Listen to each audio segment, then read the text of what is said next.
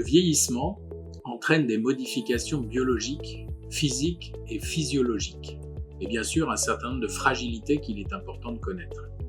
Mais il est surtout important de ne pas confondre vieillissement et dépendance. Le vieillissement fait partie de la vie, il est inéluctable, mais il est surtout normal. On a l'habitude de dire que la seule façon de ne pas vieillir, c'est de mourir jeune. Mais au-delà de la plaisanterie, au fil des années, des changements irréversibles apparaissent progressivement. Le corps se fatigue, les gestes simples deviennent plus compliqués. Et surtout, ils n'apparaissent pas au même âge pour tous. Mais pour tous, à des degrés différents bien sûr, ces changements sont facteurs de déstabilisation et diminuent l'ouverture au monde. Mais ils sont normaux. Il faut les connaître pour les distinguer d'autres transformations qui peuvent être liées à des maladies. Nous allons voir l'impact que le vieillissement a sur les principales fonctions de l'organisme. La locomotion, l'appareil cardiovasculaire et les reins, les sens, le goût, l'odorat, la vision, l'audition, le système nerveux et la mémoire, et le psychisme. Pour ce qui concerne l'appareil locomoteur, la densité osseuse diminue. Les fractures peuvent donc être plus fréquentes. Les articulations s'enraidissent, les muscles abdominaux se relâchent et on marche souvent un peu voûté. Ce repli physique ralentit les déplacements, mais aussi il induit une modification de l'apparence extérieure et pour certains de l'image que l'on se fait de soi-même. Sur le plan du cœur et des vaisseaux, c'est l'essoufflement à l'effort qui se manifeste d'abord. On récupère moins bien et parfois les jambes gonflent. Le goût et l'odorat peuvent être modifiés et entraîner une perte d'appétit. Imaginez-vous face à un plat insipide et sans odeur. Mais les modifications hormonales transforment aussi certains goûts plus que d'autres. Et les personnes âgées sélectionnent certains aliments, ce qui cause des modifications du transit. Face à ces troubles, on peut avoir recours à des médicaments et un cercle vicieux s'installe. Les reins, dont la fonction est de nettoyer le sang, perdent de leur efficacité, d'autant plus lorsque les personnes sont très consommatrices de médicaments. Ils doivent donc être surveillés de près par le médecin. Les troubles du système nerveux induisent un ralentissement des temps de réaction. Les temps de sommeil sont plus hachés, mais on doit surtout faire attention à la diminution de la sensation de soif. Attention également à bien analyser d'éventuels phénomènes de désinhibition qui peuvent modifier le discours ou le comportement de certaines personnes.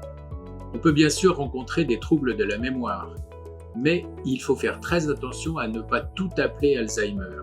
Des pertes de mémoire épisodiques sont normales. Il ne faut s'inquiéter que lorsqu'il y a répétition ou que ça s'installe, s'il y a des signes d'aggravation comme de l'anxiété ou une diminution des capacités de planification ou de calcul, ou encore si la personne n'a pas conscience de ces troubles, ou si elle est désorientée, ou si elle a des troubles du langage. Attention également aux troubles associés à des traitements médicamenteux. Un surdosage d'un médicament aussi répandu que le Doliprane, par exemple, peut induire de la confusion, voire même des hallucinations. Il faut faire attention à bien lire les notices des médicaments. Dans ce cas, le maître mot, c'est de rassurer. Ce n'est pas une psychose et c'est réversible. La baisse conjointe de l'audition et de la vision a une conséquence sur ce qu'on appelle la sphère de sécurité. On entend moins bien et on voit mal ce qui nous entoure. L'inconnu et le danger se rapprochent, ce qui peut induire angoisse et agressivité.